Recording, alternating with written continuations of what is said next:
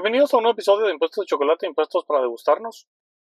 Mi nombre es Mario Archila y hoy vamos a hablar de la documentación para gasto específicamente en la prestación de servicios. Esto ha estado causando muchas preguntas del lado de los clientes en cuanto a cómo tenemos que documentar gastos cuando tenemos prestaciones de servicios. Y ahí pues hay digamos un espectro bastante más amplio que una respuesta muy puntual. Y para eso el video de hoy, este episodio de hoy. Así que no se vayan y veamos qué se necesita para documentar los gastos en la prestación de los servicios.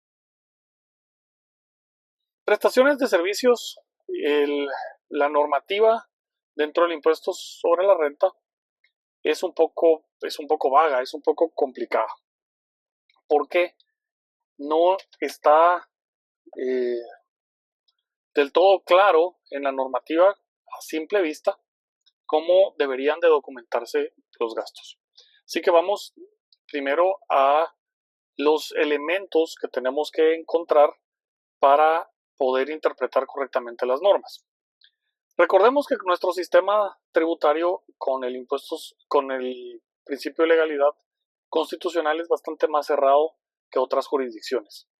Así que tenemos, por ejemplo, el hecho de que nuestras administraciones tributarias no pueden emitir normas de observancia general, no pueden emitir reglamentos que obliguen a los ciudadanos a cumplirlos.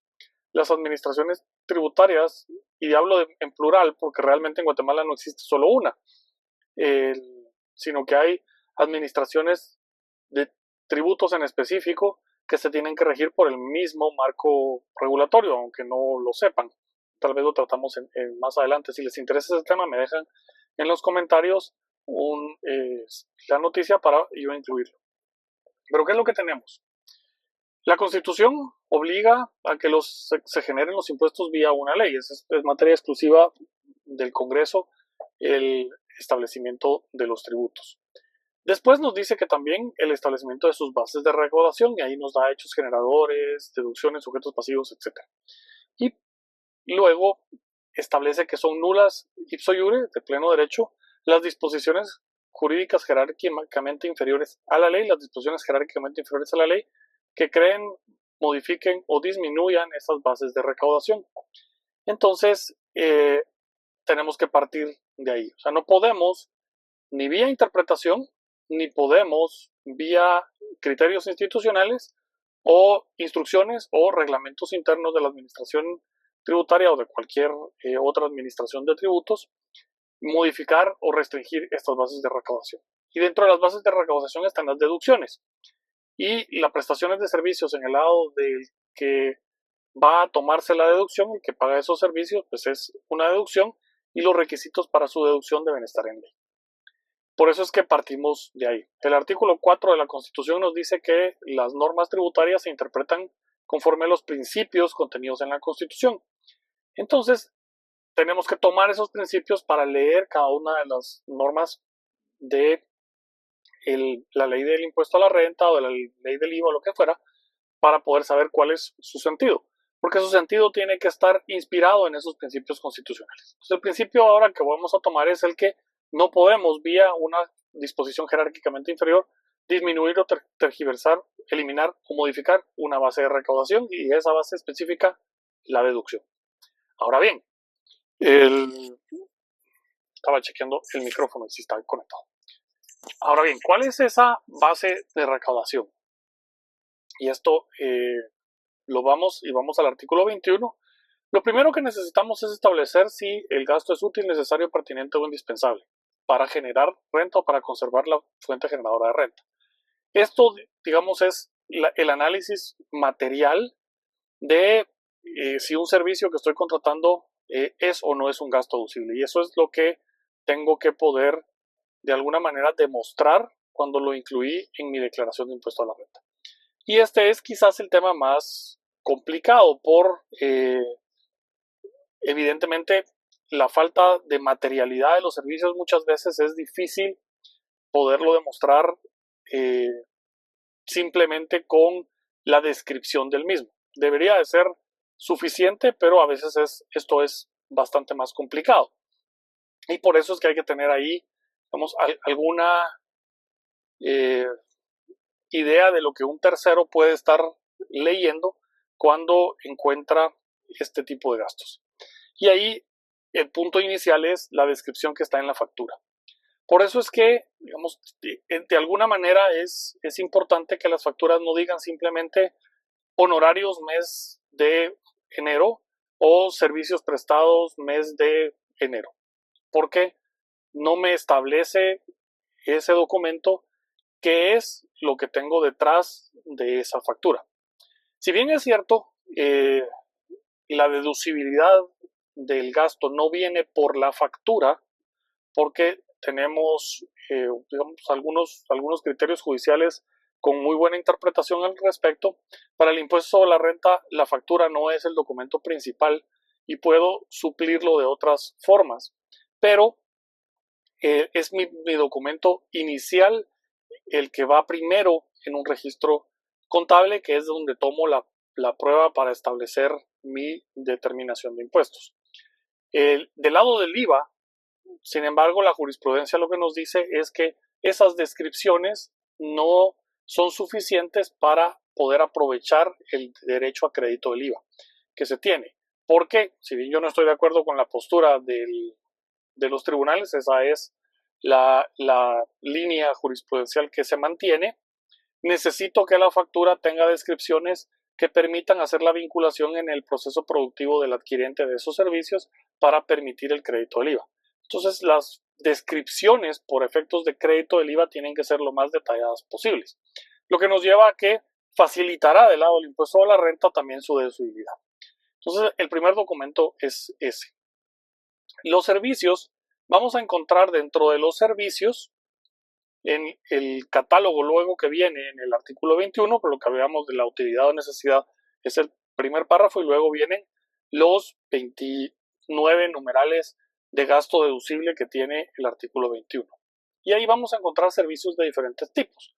Salarios, comisiones y demás que pueden estar en el numeral 4, por ejemplo, dietas, etcétera. Aunque esas descripciones no necesariamente van a requerir una factura, van a estar en las planillas de salarios que se tiene para presentar. Entonces, como tenemos esos elementos ahí, vamos directamente a esos numerales, y esos numerales que ahí cuando nos habla de salarios, que también los salarios son prestaciones de servicios, solo que en relación de dependencia, nos indica claramente que el medio probatorio son las planillas de libro de salarios y las planillas presentadas al IX, por ejemplo.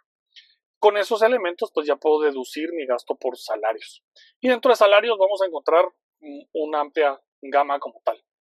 Después podemos empezar a ver que puede haber gastos de transporte, por ejemplo, y el servicio de transporte es un servicio.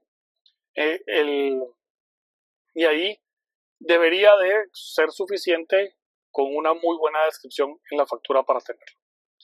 Como vamos a tener otro tipo de servicios, entonces vamos buscando qué y en dónde encaja. Vamos a encontrar, por ejemplo, en el caso de las regalías, que las regalías específicamente nos pide que tengamos un contrato sobre las regalías que se van a pagar, que estén establecidas las regalías en un contrato. Entonces eso es uno de los gastos que requiere específicamente un contrato.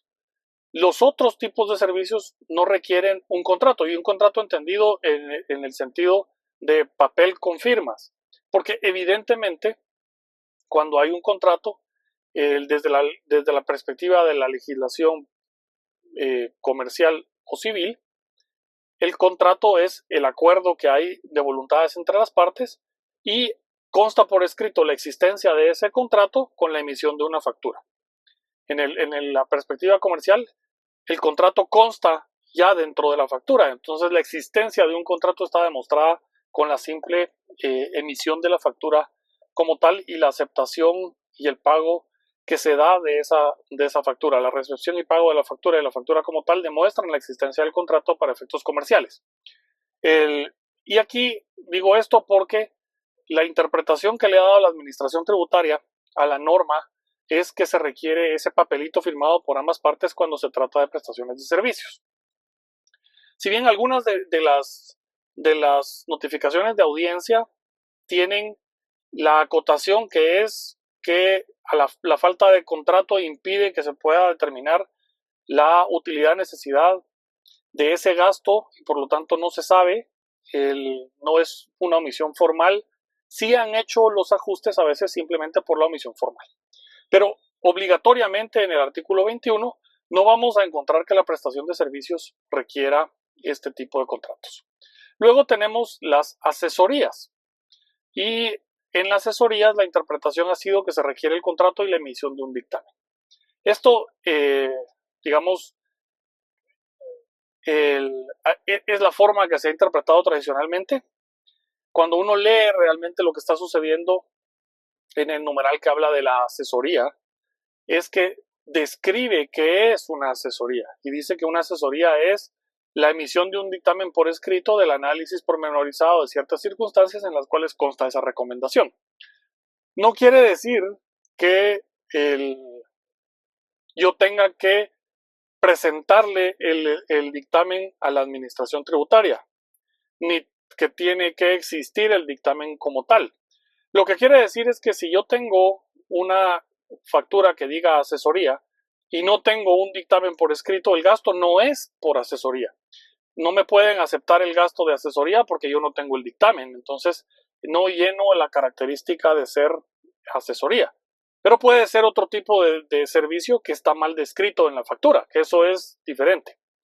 Ahora bien, del lado de honorarios y servicios prestados, ese artículo, que es como se ha interpretado muchas veces, es que cuando yo tengo honorarios o servicios prestados, tiene que existir un dictamen por escrito para efectos de que sea asesoría y por lo tanto deducible, pero el mismo artículo habla de honorarios y otros servicios y habla también de asesoría y dice asesoría es. Por lo que, digamos, la interpretación la tenemos que ver al contrario, y es que aunque yo no haya descrito qué fue lo que pasó y que no le haya puesto a la factura asesoría, sino el que le haya puesto a la factura emisión de opinión legal sobre la interpretación correcta del artículo 21, ese es un gasto deducible por asesoría, no es un gasto deducible por honorarios prestados, por ejemplo, porque tengo la opinión legal es una asesoría. No sé si logro hacer la transmisión de la idea.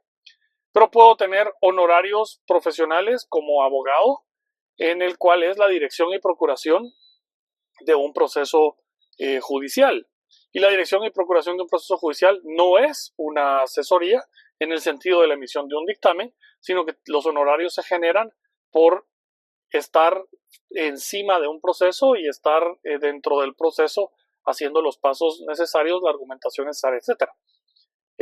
Pero sigue siendo honorarios y por lo tanto son deducibles como honorarios, pero no tengo que emitir el dictamen. Creo que esa es, digamos, la forma de distinguir uno y otro. Así que el contrato no es necesario para efectos de honorarios y servicios, un contrato entendido como papel con dos firmas, porque se demuestra automáticamente por la legislación con la existencia de en sí de la factura y ahí está plasmado que existe ese contrato. Y obviamente el tercer elemento que hay que considerar es el pago y la bancarización como tal. Lo que nos dice es que cuando tomo y aprovecho el gasto deducible, tengo que haberlo pagado con uno de los métodos bancarios existentes y tiene que estar la constancia de esa transacción bancaria. Ahí podemos hablar muchísimo del tema. Esto aplica para poder aprovechar el gasto y lo que ha estado pidiendo la administración, usualmente la administración tributaria, es el cheque con el sello y el endoso de pagado. Y aquí le ha ampliado la interpretación y creo yo que un poco ignorando la legislación comercial, en el que no puede haber endoso de esos cheques a favor de un tercero porque entonces se elimina la bancarización y ahí empiezan a suceder cosas extrañas, digámoslo así. Lo cual elimina y eliminaría el sistema de circulación de títulos de crédito. El cheque una vez entregado, yo lo que tendría que demostrar es que yo emití un cheque y se lo entregué al que me emitió la factura. No tengo por qué ser responsable de los endosos que se hagan de ahí en adelante. La sugerencia que le hemos estado dando a los clientes es que siempre emita los cheques como no negociables para evitar estas suspicacias que surgen en la administración tributaria, porque la persona que recibió el cheque lo endosa a un tercero y luego surge la teoría dentro de la administración tributaria, la interpretación de que pudo haber sido que se ocultara la identidad del verdadero beneficiario de ese pago, cuando es la circulación en sí del título de crédito, cheque como tal, ¿verdad? Entonces, lo que le hemos estado diciendo es emítalos no deducibles para evitar estos temas. Así que estos son los elementos. Primero hay que revisar si es útil, necesario, pertinente o indispensable para generar renta o conservar la fuente generadora de renta. Hay que ver si es de los servicios que requieren obligatoriamente la existencia de un contrato como tal. Y luego en qué tipo de categoría van a incluidos, teniendo en consideración el tema de la asesoría, que la asesoría, la administración está exigiendo el que se le muestre ese dictamen por escrito, aunque según nuestra interpretación no es lo que la norma específicamente dice, como tal, y luego el elemento de bancarización si el pago excede de los 30,000 quetzales. Pues bien, espero que este video les haya sido de utilidad. Si les gustó, denle like. Los que no están suscritos, suscríbanse. Y los que les interesó para que sus amigos conozcan de esto, pásenlo y compártanlo por donde puedan. Mi nombre es Mario Archila y esto fue Impuestos y Chocolate.